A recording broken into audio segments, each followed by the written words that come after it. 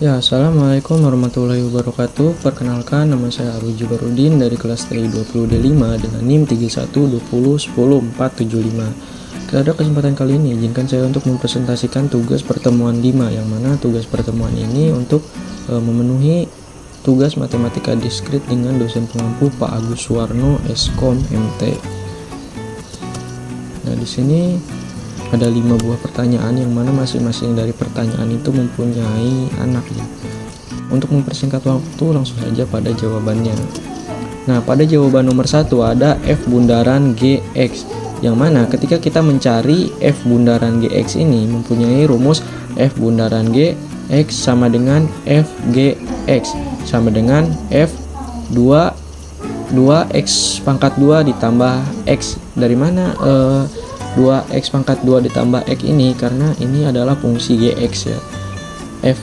Nah, fungsi F nya ini turun ditulis 2x kan harusnya. Nah, X nya itu diganti oleh fungsi GX ini, 2x kuadrat ditambah X 2x pangkat 2 maksud saya ditambah X ditambah 3.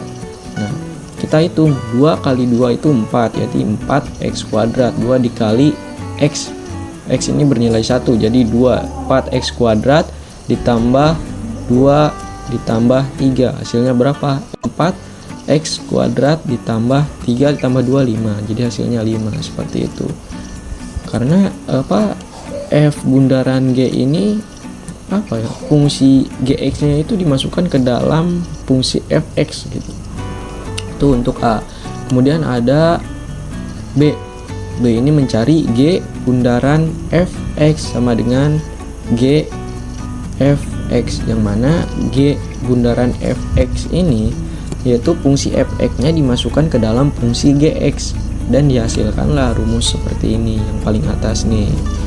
Nah, sama dengan G fungsi fx nya berapa? 2x ditambah 3 kan. Nah, seperti ini, sama 2x ditambah 3 sama dengan G nya berapa? G nya itu 2x pangkat 2 ditambah X ya. Nah, ini 2x nya diganti oleh fungsi fx. Di sini masih mempunyai pangkat, kita tulis ditambah X. 2 dikali 2, maksud saya 2 pangkat 2 itu kan 4 dikali 2 jadi 8x ditambah 3 pangkat 9 dikalikan 2 jadi 18 ditambah X nya ini bernilai 1, jadi turun lagi 1, jadi 8x ditambah 18 ditambah 1 itu hasilnya 19. Jadi diketahuilah bahwa fungsi G bundaran fx ini mempunyai nilai 8x ditambah 19, seperti itu. Kemudian ada C.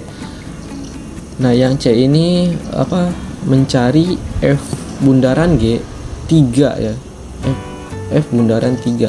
Ketika kita ingin mencari F bundaran G3 ini, diharuskan kita mendapatkan nilai F bundaran GX nya terlebih dahulu.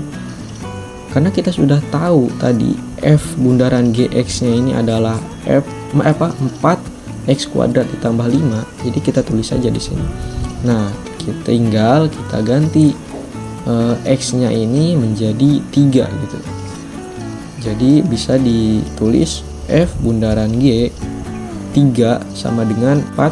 Nah, X nya ini diganti dengan 3 seperti itu. Di sini tulis 3 pangkat 2 tetap pangkat 2 ditambah 5. Jadi sama dengan berapa? 3 pangkat 2 jadi 3 kali 3 9 ya. 9 kali 4 36.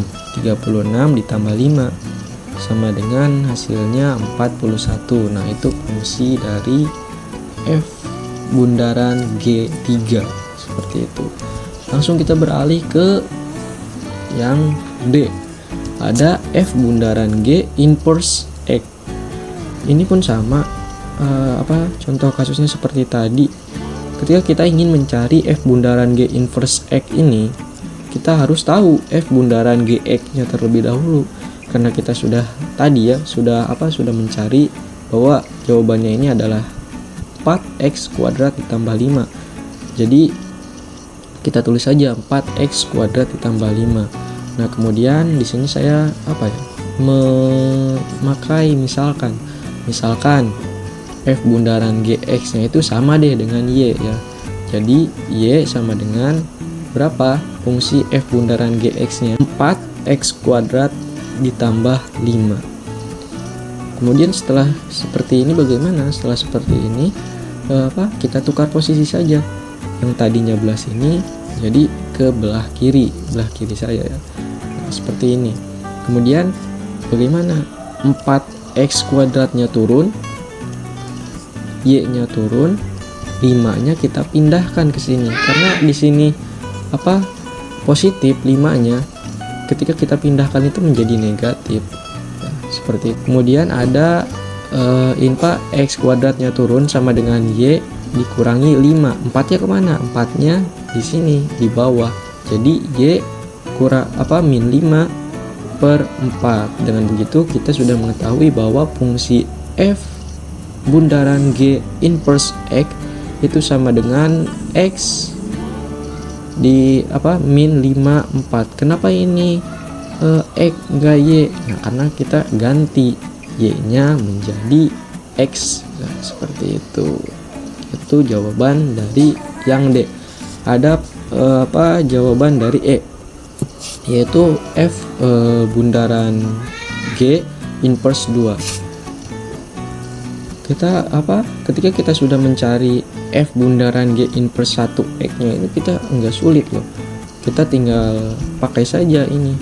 Yang ini ya, jawaban yang ini kita turunkan ke bawah, bahwa F bundaran G inverse 2 ini sama dengan 2 min 5 per 4. Kenapa di sini 2? Karena X-nya itu kita ganti dengan 2 seperti itu. Berapa? 2 dikurangi 5 min 3 ya. Min 3 sama dengan tetap 4. Nah, seperti itu teman-teman. Itu untuk jawaban nomor 1. Ya, kemudian kita beralih kepada jawaban nomor 2 ya. Di sini diketahui bahwa jawaban nomor 2 itu ataupun soal nomor 2 itu contoh soalnya adalah himpunan. Seperti teman-teman tahu bahwa di himpunan itu daerah asalnya itu adalah domain ya namanya, sedangkan daerah kawannya itu kodomain. Di sini sudah diketahui bahwa daerah asalnya itu adalah A atau domainnya itu 2, 3, 5, 7, sedangkan daerah hasilnya yaitu himpunan B 1, 2, 3, 4, 5. 1, 2, 3, 4. Nah, pada poin A di sini kita disuruh untuk menentukan diagram panahnya. Kita tulis saja A 2, 3, 5, 7, B-nya 1, 2, 3, 4. 2 berpasangan dengan 1. Kemudian 2 berpasangan dengan 2 tidak? Tidak ya. Kenapa demikian? Karena 2 itu tidak lebih besar dari 2, artinya sama saja. Kemudian 2 berpasangan dengan 3 tidak? Tidak kan? Karena 2 ini tidak lebih besar dari 3. Artinya 2 dulu baru 3. Jadi lebih kecil ya 2 itu. Jadi seperti itu. 2 pun tidak berpasangan dengan 4. Seperti halnya 3 berpasangan dengan 1, 3 berpasangan dengan 2, 3 tidak berpasangan dengan 3 karena hasilnya sama ya, 3 sama 3 itu tidak lebih besar. Dia nomor 5. Nomor 5 ini 5 berpasangan dengan 1, 5 berpasangan dengan 2, 5 berpasangan dengan 3, 5 berpasangan dengan 4. Begitupun dengan 7 berpasangan dengan 1, 2, 3 dan 4. Seperti itu. Setelah kita menentukan diagram panah, kita disuruh untuk menentukan diagram Cartesius. Nah, karena kita sudah mengetahui dari diagram panah ini, jadi kita tidak repot ketika menggambarkan diagram Cartesiusnya. 2 berpasangan dengan 1, 2 tidak berpasangan dengan 2 kan. Nah, jadi di sini saja ambilnya, tetap tidak melebihi dari angka 1. Begitupun dengan 3. 3 berpasangan dengan 1, 3 berpasangan dengan 2, 3 tidak berpasangan dengan nomor 3 apapun ataupun 4 ya. 5 berpasangan dengan 1, 5 berpasangan dengan 2, 5 berpasangan dengan 3, kemudian 5 berpasangan dengan 4. 7 pun begitu, berpasangan dengan 1, 2, 3 dan juga 4. Ketika kita sudah menyelesaikan diagram panah, diagram Cartesius, kita diminta untuk menentukan himpunan pasangan berurutan. Karena kita sudah mengetahui ya dari diagram panah ini tadi, jadi tidak susah itu. Jadi 2.1 ataupun 2 berpasangan dengan 1, 3 berpasangan dengan 1, 3 berpasangan dengan 2, 5 berpasangan dengan 1, 5 berpasangan dengan 2, 5 berpasangan dengan 3, 5 berpasangan dengan 4. Kemudian 7 berpasangan tentunya dengan 1 ya. Kemudian 7 berpasangan dengan 2, 7 berpasangan dengan 3, dan 7 berpasangan dengan 4. Kemudian ada jawaban nomor 3. Nah, pada jawaban nomor 3 ini sebetulnya apa ya? Nomor 3 itu tabel. Itu ada yang namanya negasi, konjungsi, disjungsi, implikasi, dan biimplikasi ya. Seperti itu. Pada jawaban nomor 3 ini ketahui bahwa ada mawar adalah nama bunga, dan contoh kalimat nya itu adalah apel adalah nama buah, es ya, ini es tumbuh di daerah subtropis, dan juga R-nya anggur tumbuh di daerah subtropis. Maka ketika kita ingin simbolnya ini seperti ini, kita membentuk kalimatnya seperti ini. Mawar adalah nama bunga dan apel adalah nama buah, dinyatakan dengan simbol P konjungsi ki. Nah, seperti ini adalah kata penghubung yang artinya konjungsi ataupun yang artinya itu dan ya. Seperti itu. Sehingga didapatlah simbol pi konjungsi ki seperti itu. Kemudian ada mawar adalah nama bunga dan apel adalah nama buah atau tumbuhan yang tumbuh di daerah subtropis. Kok ini ada simbol disjungsinya ya, disjungsi S. Nah, karena tombol disjungsi ini itu berasal dari ini, dari kata atau. Nah, atau ini disimbolkan dengan disjungsi sehingga didapatlah kalimat seperti ini menjadi simbolnya seperti ini. Begitupun dengan simbol seperti ini. Nah, simbol apa ini namanya? Negasi. Negasi P konjungsi ki disjungsi S. Nah, negasi ini menyatakan apa? Bukan, tidak. Nah, itu negasi. Contohnya itu mawar bukan nama bunga dan apel adalah nama buah. Sampai sini, sampai buah itu ki ya, disjungsi ki. Nah, ditambahlah atau tumbuhan yang tumbuh di daerah subtropis. Jadi disjungsi S seperti itu. Ada lagi poin D. Poin D ini mawar adalah nama bunga dan apel adalah nama buah. Tetapi mawar adalah nama bunga atau anggur tumbuhan subtropis. Nah, tetapi ini disimbolkan seperti ini ya. Disimbolkan biimplikasi. Sehingga didapatlah simbol seperti ini. Begitupun dengan yang E. Poin E. Poin E di sini apel adalah nama buah, tapi anggur tumbuhan subtropis, dan mawar adalah nama bunga dan anggur tumbuhan subtropis. Seperti itu. Mungkin meninjau dari kalimatnya itu kayak nggak nyambung gitu ya, tapi ya begitulah keadaannya, beginilah simbolnya. Simbol yang diminta seperti ini, jadi kalimatnya pun seperti ini. Untuk masalah benar atau tidaknya itu ditentukan oleh tabel kebenaran itu sendiri. Nomor 4. Untuk nomor 4 mungkin agak familiar ya. Ini himpunan sama, yang mana kita itu diminta untuk menentukan anggota himpunan B, anggota himpunan S, dan juga A. Nah, anggota himpunan A ini 6, 7, 9, anggota himpunan B 2, 4, 5, anggota himpunan S itu ada 1, 10, dan juga 11, seperti yang digambar. Ada simbol A seperti C garis bawahi S. Nah, ini artinya adalah A himpunan bagian dari S. Mana A himpunan bagian dari S? Nah, ini ya, A himpunan bagian dari S itu 10. Kemudian A irisan ataupun punya sama dengan B, yaitu 3 dan juga 8. Kemudian ada A gabungan himpunan dari B, yang mana gabungannya ini adalah tulis semua 2, 3, 4, 5, 6, 7, 8 sampai 9, karena ini di angka 10 ini menjadi bagian himpunan S.